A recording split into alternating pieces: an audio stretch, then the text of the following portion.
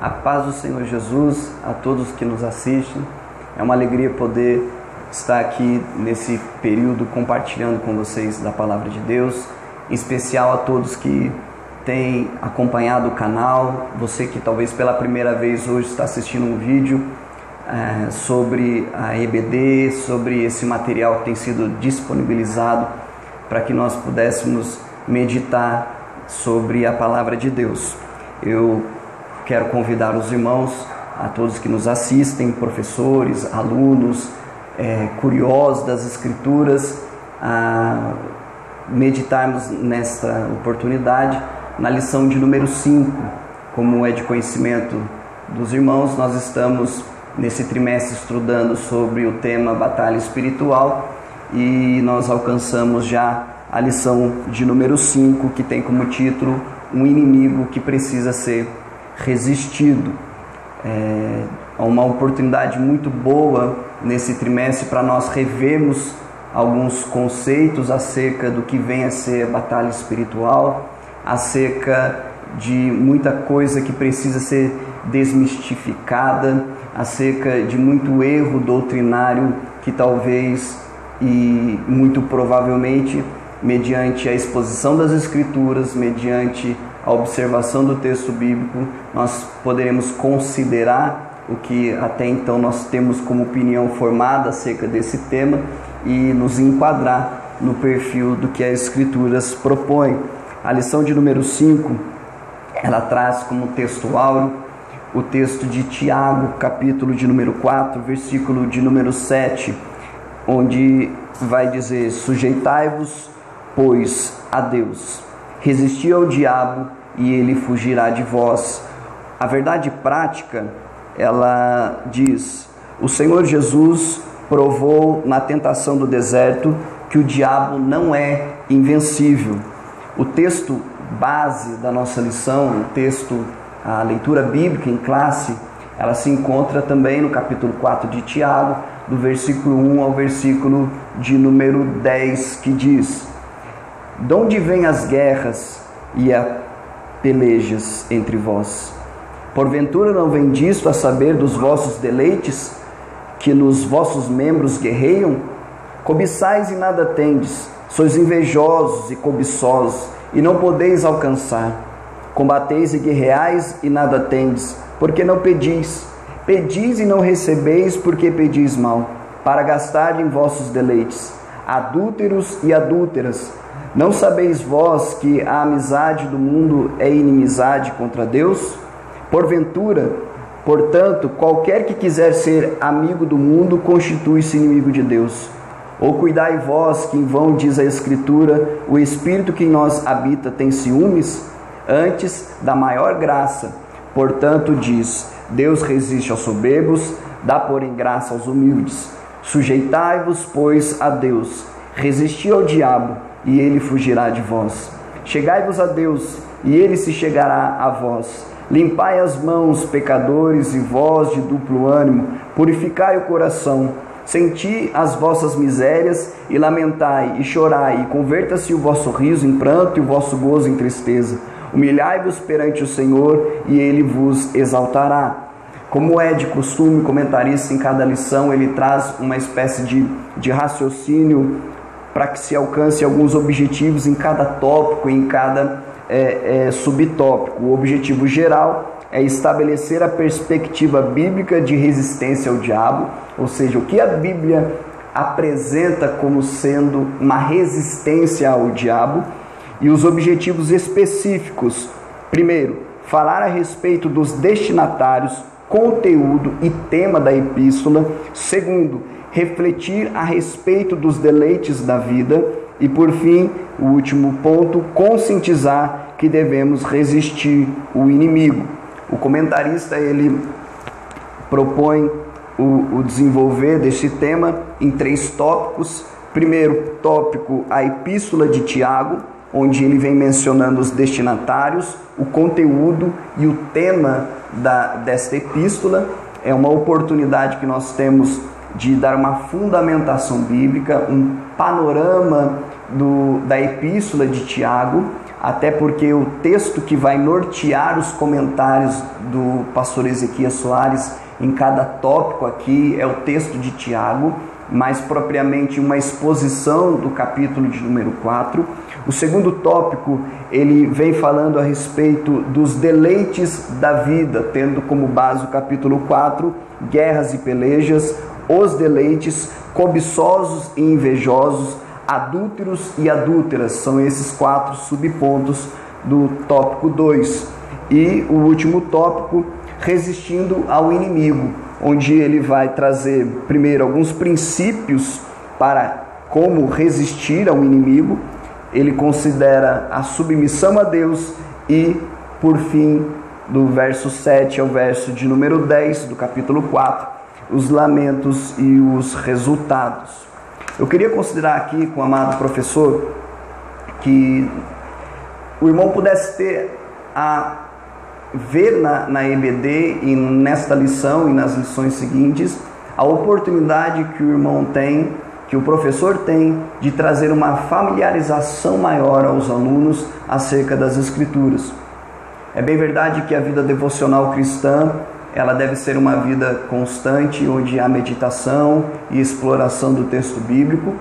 Todavia, acredito que a EBD, uma vez que nós exploramos o texto da Escritura e damos voz à Escritura dentro da sala de aula, isso enriquece a aula, isso traz notoriedade ao texto bíblico, e eu penso que o ideal de um professor, além de atingir os objetivos propostos pela lição, é de que o aluno, pós término da aula, ele tenha desejo pela Escritura, vontade de mergulhar mais no que foi abordado, até porque o tempo da aula da escola bíblica é um tempo reduzido, é um tempo limitado por conta da nossa rotina, da nossa agenda e dos nossos compromissos, e serve talvez para trazer uma base considerável bíblica e também para instigar os alunos para que eles, por sua vez, busquem nas Escrituras um conhecimento de Deus, uma proximidade maior sobre qual venha a ser a boa e perfeita vontade do Senhor. Eu quero considerar para você, professor, que a sua opinião, a sua exposição é muito válida na classe, mas sobre ela deve reger, deve nortear e ter mais amplo espaço o texto das Sagradas Escrituras. E eu acho que essa lição ela é uma lição que dá essa oportunidade de nós explorarmos bem o texto, porque, como eu disse aos irmãos, o primeiro tópico aqui, ele traz como referência um panorama geral sobre a epístola de Tiago. A epístola de Tiago, ela é uma epístola que, dentre algumas outras nas Escrituras, como 1ª e 2ª Pedro, 1ª e 2ª e 3ª João e a epístola de Judas, ela recebe o título de epístola geral ou epístola universal. Isso porque ela não foi escrita destinada a um grupo específico, uma igreja, uma congregação local, como quando Paulo escreve aos Coríntios, quando Paulo escreve aos Efésios e outras epístolas que nós vemos nas Escrituras. E tampouco também uma epístola, uma carta direcionada a uma pessoa em específico, como as epístolas pastorais. Nós vemos aqui uma epístola que ela é uma epístola falando ao povo de Deus, e aqui na introdução o comentarista ele nos traz essa perspectiva, e é importante que nós venhamos então estar familiarizados com o texto de Tiago e o público-alvo, porque quando nós entendemos para quem o autor está falando, muito do que aquele público-alvo estava vivendo em concordância, em entendimento com o que o autor das Escrituras está propondo, nos traz uma compreensão maior do que a verdade do texto se propõe a dizer. Ele traz aqui para nós uma referência de perspectiva de data, aproximadamente até o ano 45 da era cristã. Existem algumas outras datas que podem ser comparadas, mas todas elas há um consenso entre elas de que é um livro muito antigo, uma carta muito antiga, e com isso provavelmente o escrito mais antigo do Novo Testamento. Ela é escrita nos primórdios da igreja, e, como eu disse aos irmãos, é uma epístola geral, destinada provavelmente a um grupo de judeus convertidos ao cristianismo. Então, quando Tiago escreve esta epístola, ele tinha em mente um povo que estava atravessando uma tensão social, um povo que estava atravessando uma série de perseguições já no cenário religioso. É bem provável que perseguição essa não por parte do Império Romano, porque a perseguição romana, de forma mais aguda, ela vai desencadear lá por volta do ano 70, mas talvez pelos próprios patrícios, pelos próprios judeus, havia uma série de retaliações, uma série de coerções, uma série de perseguições de diversas naturezas ao povo que confessava agora a fé em Cristo. Esse Tiago que escreve a epístola é considerado por grande parte da maioria dos comentaristas como sendo Tiago, irmão de nosso Senhor Jesus, porque quando ele escreve a epístola, ele não faz nenhuma referência a algum título, a algum cargo. Então pressupõe que, uma vez que ele não lança a mão de um título para dar peso à sua fala, à sua escrita, uma vez que ele não lança a mão de um cargo ou de uma posição de autoridade explicitando no texto, considera-se que já era alguém conhecido, já era alguém de relevância para a comunidade cristã. E quando nós olhamos para o texto sagrado, existem dois Tiagos que destoam dos outros demais, que é o filho de Zebedeu, que provavelmente não foi quem escreveu a epístola, porque morreu muito cedo, ao registro disso lá em Atos dos Apóstolos. E com isso, o outro Tiago que vai ter maior proeminência nas Escrituras é o Tiago, irmão do nosso Senhor. Nós temos um texto em Gálatas, no capítulo 1, versículo 19, quando Paulo ele vai passar um período em Jerusalém e fica alguns dias ali com Pedro, ele vai dizer, no verso 19 do capítulo 1 da Epístola aos Gálatas: e não vi a nenhum outro dos apóstolos, senão a Tiago, irmão do nosso Senhor. Quando Paulo dá esse testemunho, ele posiciona Tiago em um status de autoridade para com a igreja. Então considera-se que a carta de Tiago, a esta epístola, ela é escrita em linhas gerais a um público judaico que se converteu ao cristianismo, judeus convertidos ao cristianismo. Considera-se que essa epístola é uma epístola datada aproximadamente do ano 45 da era cristã, então sendo um dos textos, ou o texto mais antigo do Novo Testamento, e considera-se que o autor dessa epístola é Tiago, o irmão do nosso Senhor. A epístola de Tiago, ela traz em si um conteúdo onde há uma atmosfera judaica muito presente. Muito provável, por ser um texto tão escrito, há judeus convertidos ao cristianismo. E o Tiago, que escreve a epístola, o irmão do nosso Senhor Jesus, ele escreve ela num tom muito semelhante ao tom de pregação dos profetas, um tom de denúncia. Nós percebemos que ele é direto nas suas colocações, nós percebemos que ele fala de uma forma muito harmônica, com símbolos e elementos, muitas das vezes, nas expressões do Antigo Testamento. Por exemplo, nós vemos Tiago se referindo ao ajuntamento dos crentes, o local onde se agrupam para cultuar, como sendo sinagoga. Nós vemos Tiago falando, talvez uma das poucas referências, ou a única, onde ele se refere à igreja como sendo pecadora, num tom de denúncia, num tom de confronto, como era muito comum dos profetas no Antigo Testamento. Há também na epístola de Tiago um pano de fundo, um contexto de uma tensão social muito grande.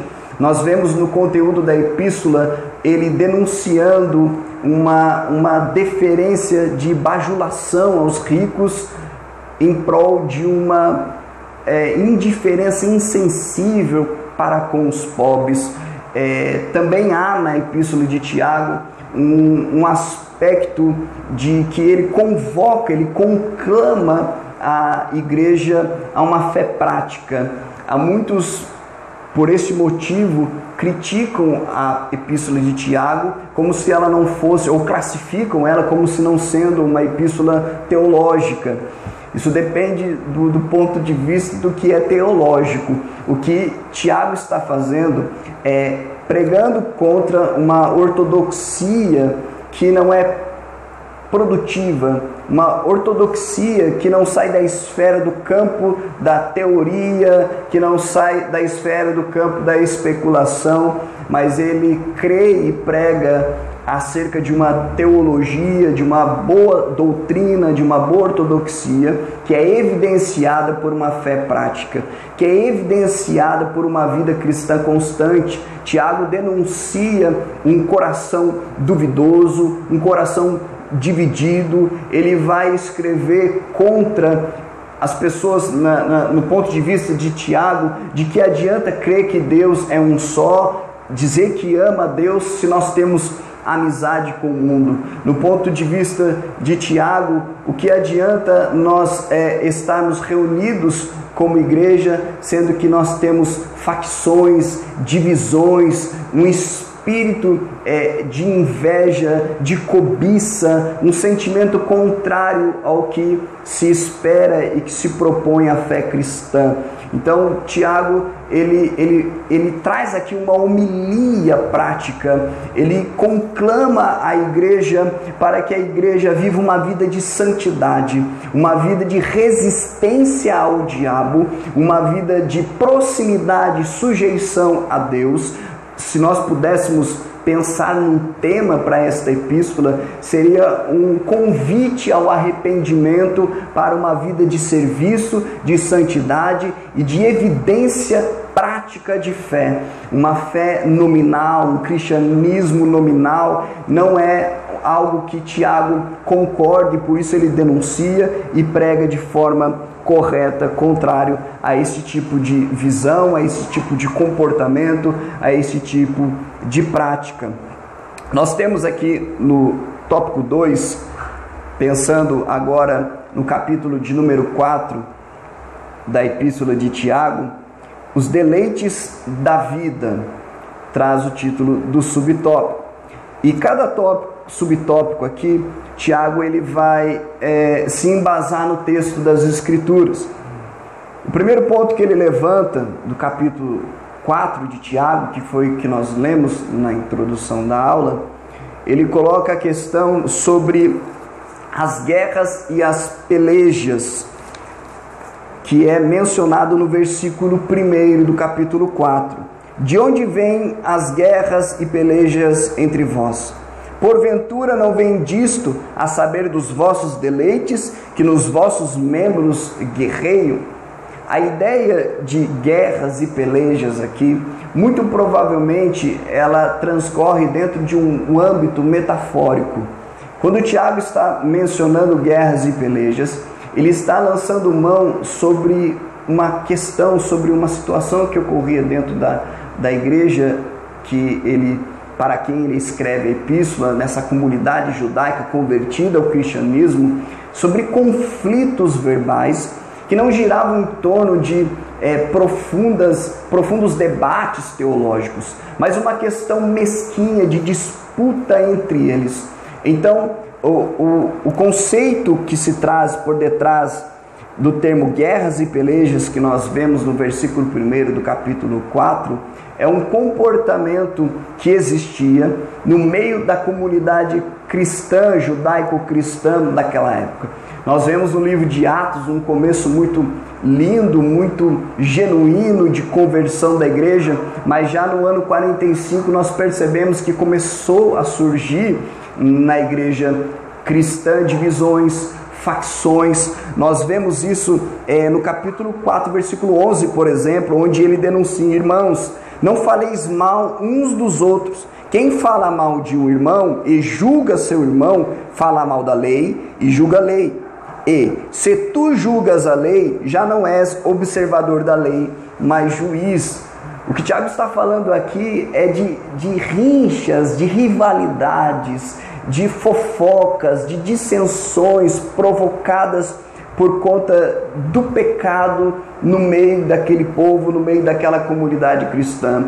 Veja só, haviam guerras, haviam pelejas, não literalmente no sentido de uma nação contra outra nação, de um povo contra um outro povo, mas dos membros entre os membros, com disputas mesquinhas e frívolas, todas elas movidas por conta do pecado. O texto vai nos dizer, na parte B do texto, que porventura não vem disto a saber dos vossos deleites. A denúncia que Tiago faz é que o motivo das guerras, o motivo dessas pelejas, desses conflitos que havia no meio do povo, no meio dessa comunidade cristã, da igreja do Senhor Jesus, era provocada por causa desses deleites, dos vossos deleites.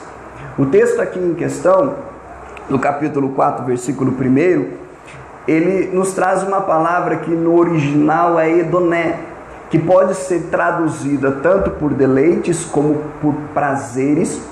E sempre quando nas escrituras nós vemos a palavra edoné mencionada, ela traz essa tradução de prazer ou deleites, fazendo referência a um prazer ilícito, a um prazer que não contempla a legitimidade do prazer cristão, um prazer que ele é pautado num desejo pecaminoso. O que Tiago está dizendo aqui, que por causa do deleite, por causa deste prazer pecaminoso que nos vossos membros guerreiam, traz uma ideia de militar, uma ideia de conflito interior, provocado por estes prazeres, provocado por este desejo pecaminoso. Havia este comportamento destoante da igreja nesse período. O que Tiago está denunciando aqui, introduzindo no capítulo de número 4, é um perfil de mundanismo que começava a surgir dentro dessa comunidade cristã, dentro da igreja. O povo começava então a viver pautado pela busca do prazer. A palavra hedoné é que vai trazer depois o conceito filosófico de hedonismo, que é um conceito que traz o prazer como sendo um bem maior a ser alcançado. É a busca do prazer pelo prazer. É a ideia de que o ser humano ele vive para buscar o prazer. E este conceito de hedonismo, ele pode se dar tanto numa via psicológica, ou seja, você quase que inconscientemente, a sua mente anseia e deseja por prazeres esses que muitas das vezes são condenados pela Escritura, que vão para longe do alvo da santidade que o nosso Deus orienta e exorta que o seu povo e seus seguidores venham viver. Um prazer que ele pode ser classificado como sendo de origem diabólica, como sendo de origem terrena e animal. O contexto aqui denuncia um mal tão presente na humanidade caída, que é constrangedor quando nós olhamos e nós consideramos, mas ele está falando da igreja? O que Tiago está fazendo é denunciar um mundanismo dentro da igreja e presente nos membros que guerreiam entre si. O contexto do hedonismo, eu tenho uma definição aqui que eu queria compartilhar com os irmãos, que o hedonismo é a doutrina segundo a qual o prazer é o único verdadeiro bem. Há 3 tipos de hedonismo: o psicológico, que sustenta que as pessoas procuram inevitavelmente o prazer, esta ideia de uma busca desenfreada pelo prazer; o ético, que considera que a obrigação dos seres humanos é procurar o prazer, ou seja, há um preceito. Quando se fala de ética, considera-se costumes, considera-se uma questão de um quadro de normas. Então é normativo, é uma consideração de um preceito que o ser humano obrigatoriamente, se você estiver vivendo a sua vida de forma correta, você tem que buscar aquilo que te dá prazer. Tiago não está dizendo que um cristão não possa ter prazer, mas o prazer do cristão sempre é satisfeito numa esfera onde Cristo governa.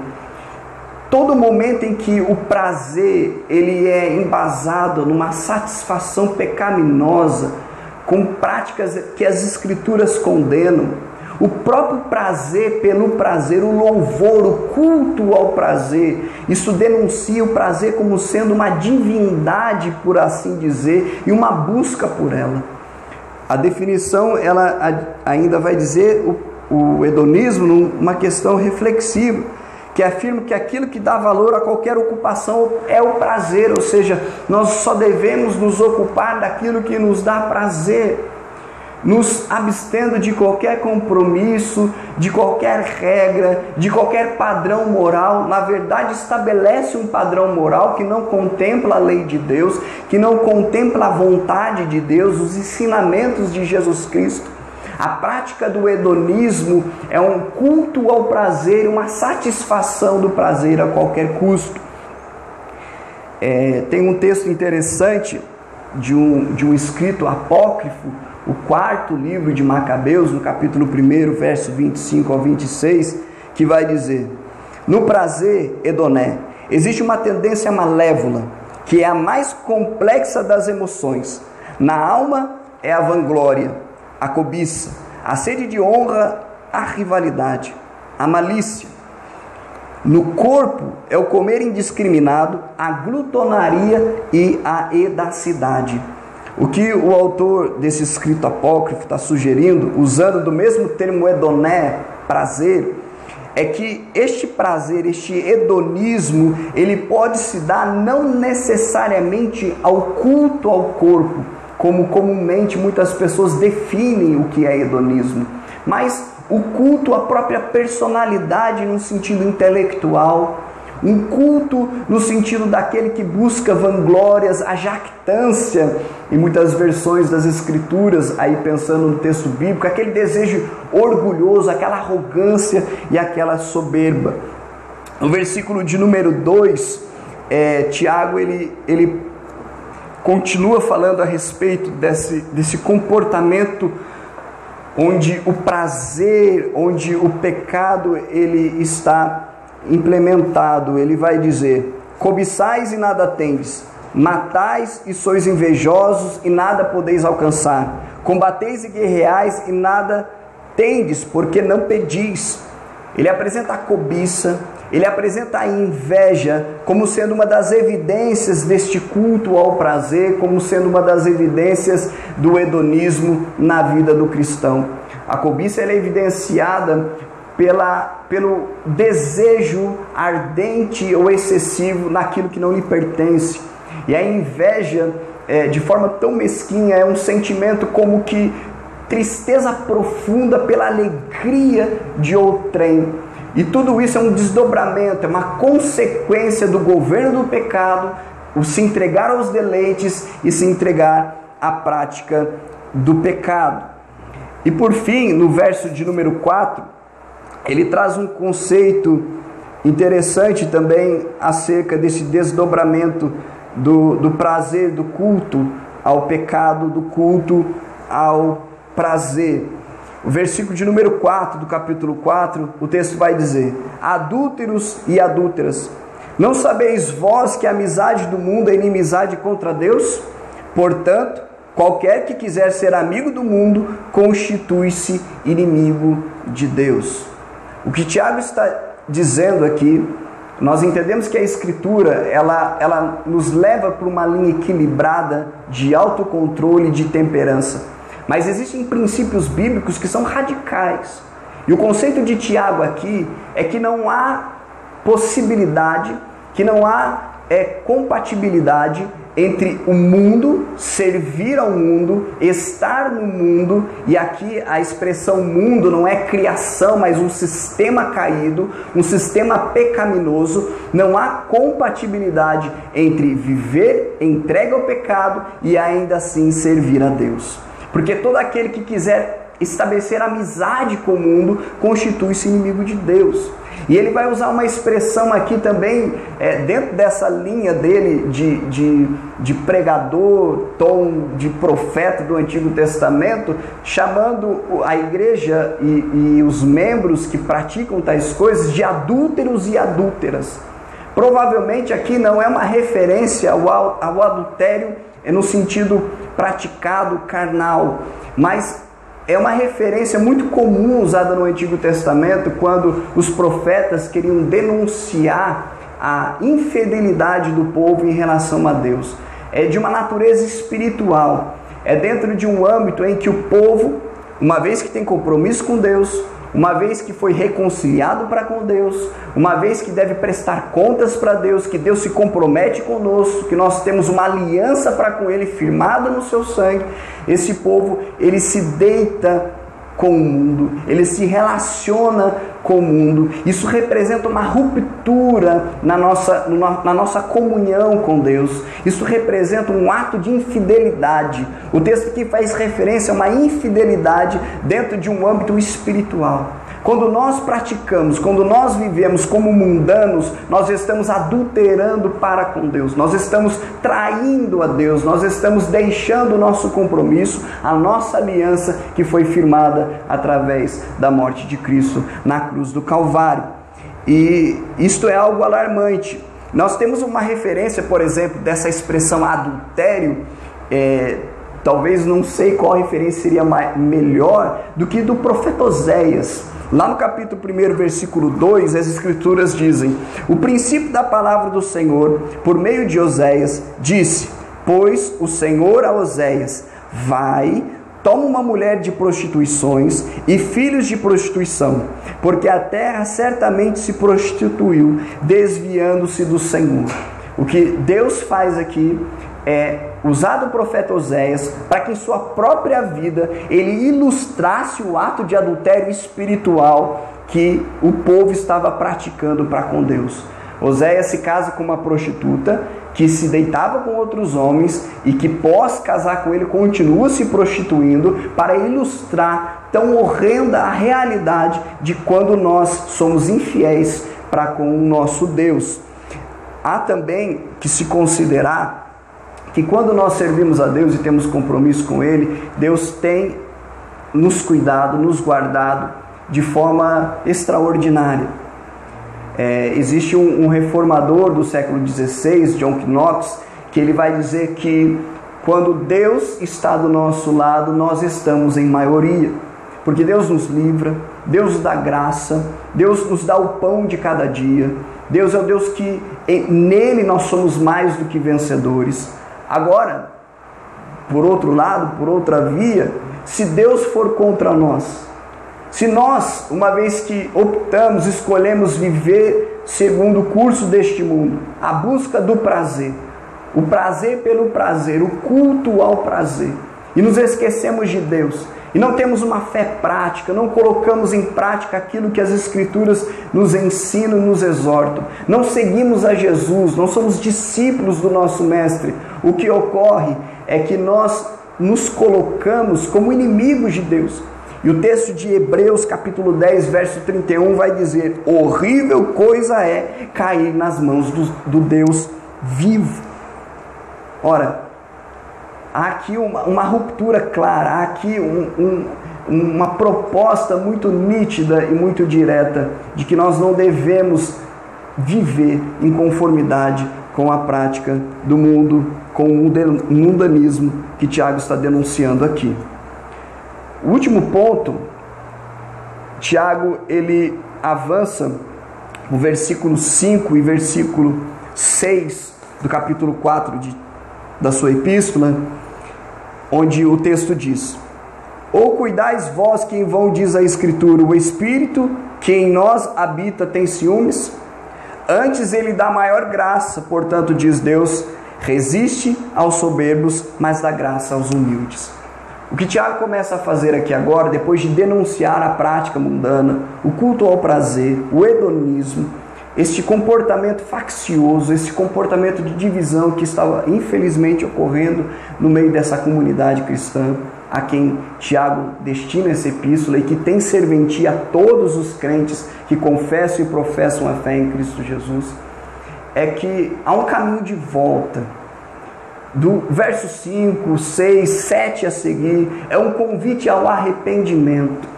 E ele estabelece aqui, eu não gosto da ideia de receita, mas princípios bíblicos.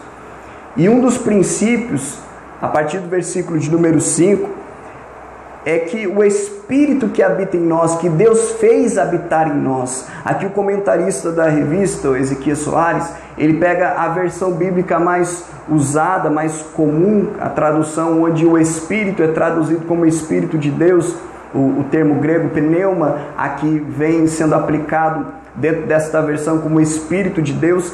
E se o Espírito de Deus, que Deus fez habitar em nós, está em nós, ele não aprova esta atitude infiel. E é por isso que o texto sugere aqui que há um mover do Espírito para que nós não nos acomodemos na prática do pecado, nos deleites da nossa carne, nos prazeres mundanos. E ele considera que a graça de Deus, o texto vai dizer, antes ele dá maior graça. E o conselho de Tiago, amado professor, amado irmão que nos assiste, é um caminho de sujeição e de humilhação diante de Deus. O texto continua a dizer que no versículo de número 7, sujeitai-vos, pois, a Deus e resisti ao diabo, e ele fugirá de vós. Verso 8, chegai-vos a Deus e ele se chegará a vós, alimpai as mãos pecadores e vós de duplo ânimo, purificai os corações. A ideia bíblica de resistência ao diabo não é pautada num mapeamento espiritual, não é pautada em buscar aonde reside o trono de Satanás, não é uma caça às bruxas, não é um comportamento místico que não se encontra base nas Escrituras. Dentro do contexto de Tiago, onde ele escreve para crentes que estavam sofrendo perseguições, uma tensão social, dentro do contexto de Tiago, onde o mundanismo estava entrando dentro da igreja e sendo manifesto nos deleites, nos prazeres carnais, tais como cobiça, inveja, esse espírito faccioso, essa infidelidade para com Deus, essa amizade para com o mundo. Resistir ao diabo é viver uma vida de santidade. Como nós resistimos ao diabo? O primeiro ponto aqui é dar ouvido ao Espírito Santo, que habita em nós e que o texto sugere que se incomoda, que reprova a prática mundana. O conselho de Tiago é achegar, sujeitar-vos a Deus.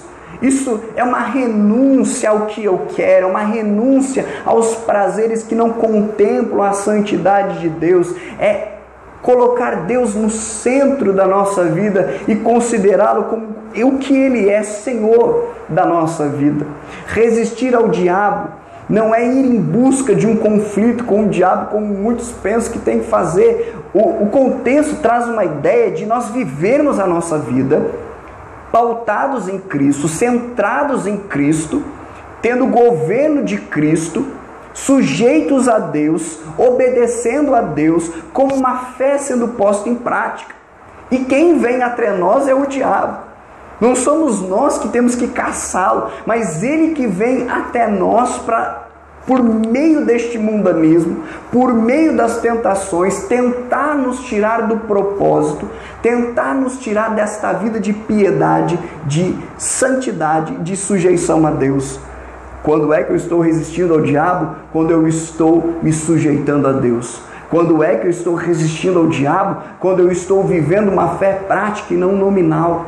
Quando é que eu estou resistindo ao diabo? Quando viver em comunidade é um viver onde a comunhão é explícita, não há divisões e não há este espírito faccioso. e que eu não busco o prazer nos deleites da minha carne, mas a minha alma descansa quando descansa em Deus. Eu queria considerar com os irmãos aqui o último ponto, onde ele, conclamando o arrependimento, no versículo 4, do versículo 9 ao versículo 10, vai dizer: senti as vossas misérias, e lamentai e chorai, converta-se o vosso riso em pranto, e o vosso gozo em tristeza. A ideia de tristeza aqui é a ideia que Paulo trabalha lá no capítulo 7 de 2 Coríntios, versículo 9 ao 10. Olha o que Paulo diz: agora folgo, não porque fostes contristados, mas porque fostes contristados para o arrependimento, pois fostes contristados segundo Deus, de maneira que por nós não padeceste dano em coisa alguma, porque a tristeza segundo Deus opera arrependimento para a salvação, da qual ninguém se arrepende, mas a tristeza do mundo opera a morte. A tristeza segundo Deus, ela provoca essa aversão ao pecado praticado. Ou seja, este pranto, este lamento é uma tristeza que está provocando o arrependimento. É o Espírito Santo nos dando aversão ao pecado. Isto é uma mudança que se dá na mente, um desejo de viver a fé cristã. É uma nova disposição para servir, provocada pelo Espírito Santo de Deus mediante a obra de Cristo na cruz. O arrependimento não é apenas uma marca inicial da fé cristã. O arrependimento é a própria vida cristã. Uma vida de sujeição a Deus e de submissão à tua palavra. E por fim, no verso 10 diz: humilhai-vos perante o Senhor e Ele vos exaltará. O resultado de uma vida onde não há uma fé nominal, onde há uma prática eficaz, onde o comportamento bíblico, o comportamento cristão, a identificação com Cristo é apresentado ao mundo, é uma vida onde Deus acaba por nos exaltar, tendo em vista a glória do seu próprio nome. Irmão, eu queria considerar aqui no final que você explore o texto sagrado, em especial nesta lição, seja familiarizado com o texto de Tiago, a ponto de nós não conseguirmos findar quase aqui as considerações, e o aluno após a aula queira mergulhar no texto de Tiago, que ele vá para casa querendo ler do capítulo 1 ao último versículo do texto da epístola de Tiago, e que em tudo isso produza a edificação dos santos e a glória do nome do Senhor Jesus. Amém.